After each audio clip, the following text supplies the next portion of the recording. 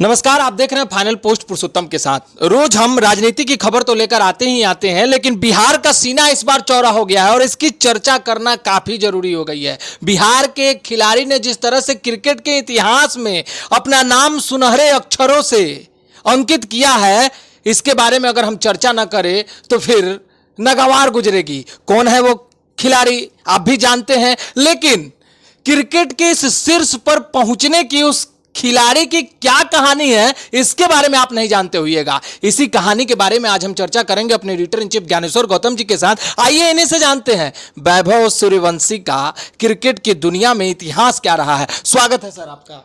धन्यवाद पुरुषोत्तम। वैभव सूर्यवंशी आज सभी के जुबा पे ये नाम है, बिहार का चमकता हुआ वो चेहरा जिसकी काफी चर्चा हो रही है। मुख्यमंत्री नीतीश कुमार भी चर्चा कर रहे हैं, लेकिन क्रिकेट की इस दुनिया में आप तो गवर्निंग काउंसिल के कन्वेनर हैं, बीपीएल बिहार प्रीमियर लीग के कन्वेनर हैं, बीसीए के साथ आप जुड़े हुए हैं और लगातार आपके पास खिलाड़ियों का आना जाना लगा रहता है। वैभव सूर्यवंशी की कहानी बताइए, दर्शकों को काफी इंतजार है उस कहानी को जानने के लिए। दर्शक काफी एक चीज़ मैं आपको बताऊं पुरुषोत्तम की, वैभव सूर्यवंशी एक बहुत ही टैलेंटेड खिलाड़ी है और उस टैलेंट के पीछे उसका परिवार, उसके पिता का बहुत बड़ा सहयोग है, बहुत बड़ा हाथ है। क्योंकि 4 वर्ष की उम्र से ही वैभव ने क्रिकेट खेलना प्रारंभ किया था और उसके पिता सुबह 5 बजे भोर में उसको लेके मैदान जाते थे, फिर लेके आते थे, फिर शाम में लेके जाते थे और लगातार उनकी जो ये मेहनत रही है, उस मेहनत का नतीजा है कि आज वैभव बन गया। मूल निवासी कहाँ के हैं वैभव? देखिए, वैभव समस्तीपुर के ताजपुर के रहने वाले हैं, है ना। समस्तीपुर जिला जो है, वो समस्तीपुर जिला में एक गांव है ताजपुर के रहने वाले हैं और उनके पिता संजीव सूर्यवंशी अच्छे परिवार से आते हैं, अच्छे किसान हैं और उन्होंने बड़ी मेहनत अपने पुत्र के ऊपर की। लड़के ने जब पहली बार डेब्यू किया बिहार क्रिकेट एसोसिएशन में, उस वक्त उसकी उम्र को लेके काफ़ी विवाद चला और आज भी कुछ ऐसे लोग हैं जो उसकी उम्र को लेके विवाद कर रहे हैं कि भाई 14 वर्ष की उम्र का कैसे है। सच्चाई यही है कि उसकी उम्र जो है 14 वर्ष की है, क्योंकि 2019 में जब उसकी एंट्री हुई थी उस समय उसकी उम्र 8 साल थी। 8 साल कुछ महीने थी और अभी उसकी उम्र 14 वर्ष कुछ महीने हैं। देखिए, उसके ऊपर निगाह पड़ी जब हमारे बीसीए प्रेसिडेंट राकेश कुमार तिवारी की, तो तिवारी जी को लगा कि इस लड़के में बहुत टैलेंट है और इस टैलेंट को निखारना जरूरी चाहिए।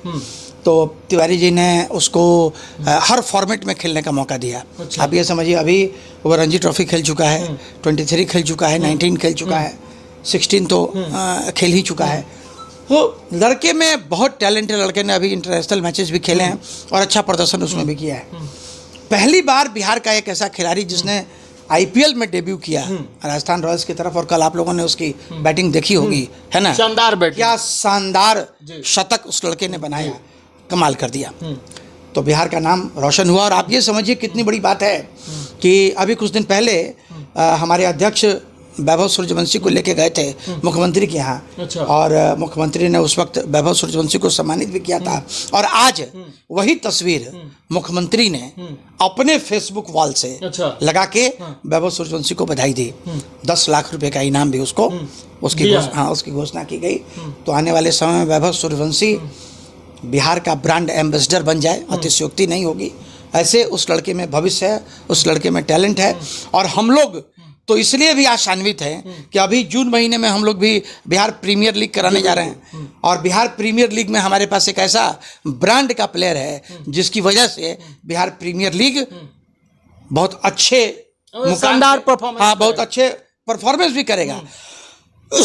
सॉरी। और परफॉर्मेंस के साथ साथ क्या है कि देखिए, प्रीमियर लीग वगैरह जो होता है स्टेट का, उसमें खिलाड़ियों का जो ब्रांड वैल्यू है, इससे जो खेल का ग्लैमर है वो ग्लैमर क्रिएट होता है।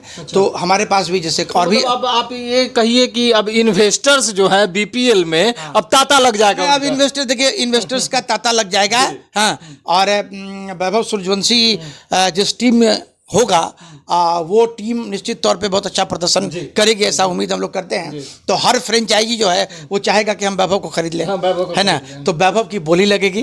राजस्थान रॉयल्स ने उसको 1 करोड़ 10 लाख में खरीदा था, हो सकता है कि बिहार में जो बोली लगे उसमें वो 2 करोड़ में बिके। ये भी हो सकता है, ये भी हो सकता है। लेकिन पूरे बिहार के जितने भी क्रिकेटर हैं और क्रिकेट से जुड़े हुए जो भी लोग हैं, आज सब लोगों का सीना चौड़ा है और बहुत अच्छा मोमेंट है, बहुत अच्छी चीज़ें हैं। आपको बता दें इस मैच के बारे में भी, अभी जिस मैच में वैभव ने शतक लगाया है, उस मैच में भी जो सूचनाएं हमारे पास आ रही है कि उस मैच में भी शायद उसको खेलने का मौका नहीं मिल रहा था।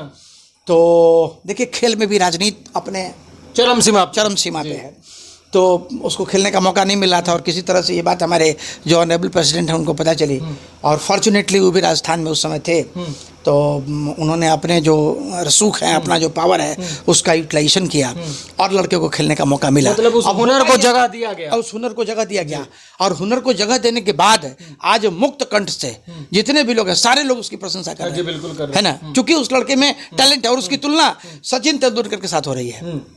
वैभव सूर्यवंशी की तुलना सचिन तेंदुलकर के साथ हो रही है, तो ये अपने आप में एक बहुत बड़ी बात है।